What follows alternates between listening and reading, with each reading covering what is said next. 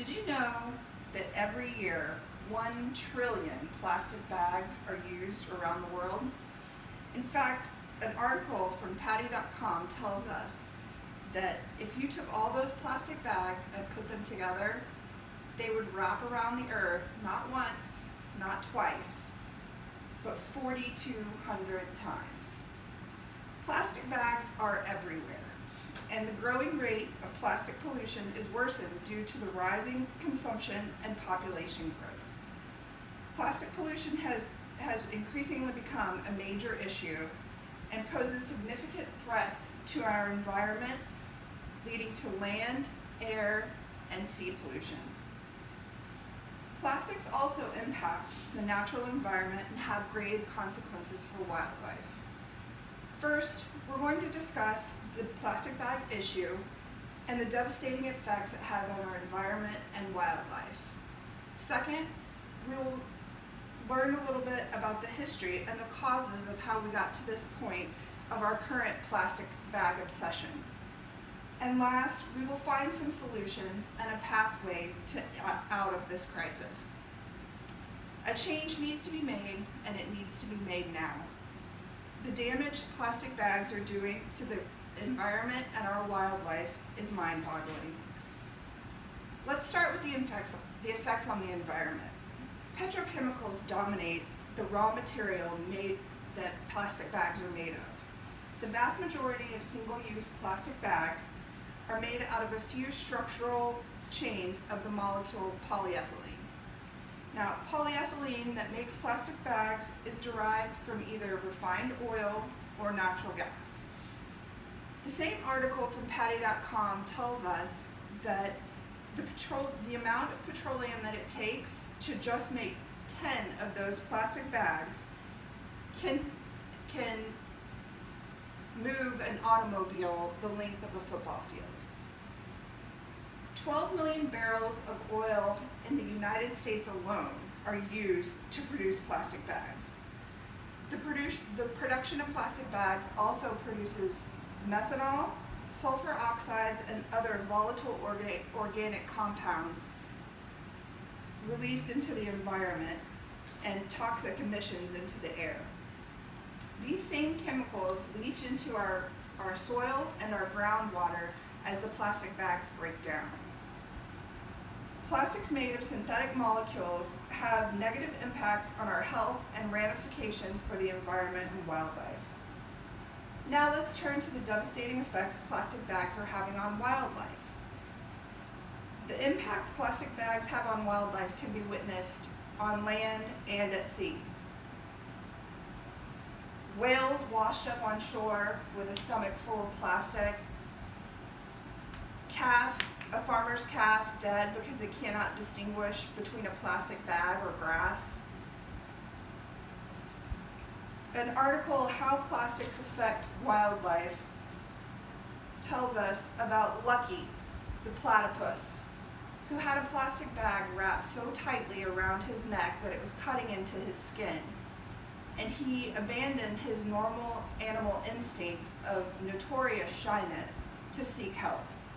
Sea turtles, birds, dolphins, fish, crocodiles, the list goes on and on.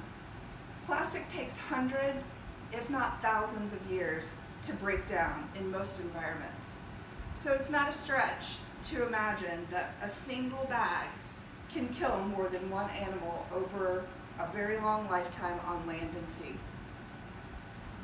So let's talk about how plastic bag usage came about. Now, paper bags have long been used in grocery stores, but they were difficult to carry and often not very strong, not to mention expensive to make.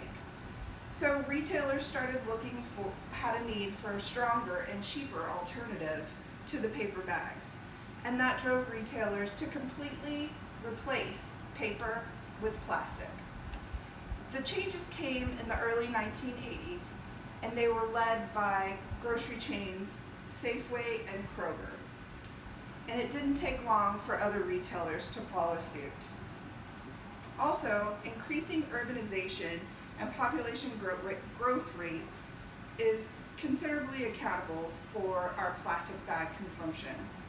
With the increase of population and urban growth, the demand for cheaper and readily available materials increases.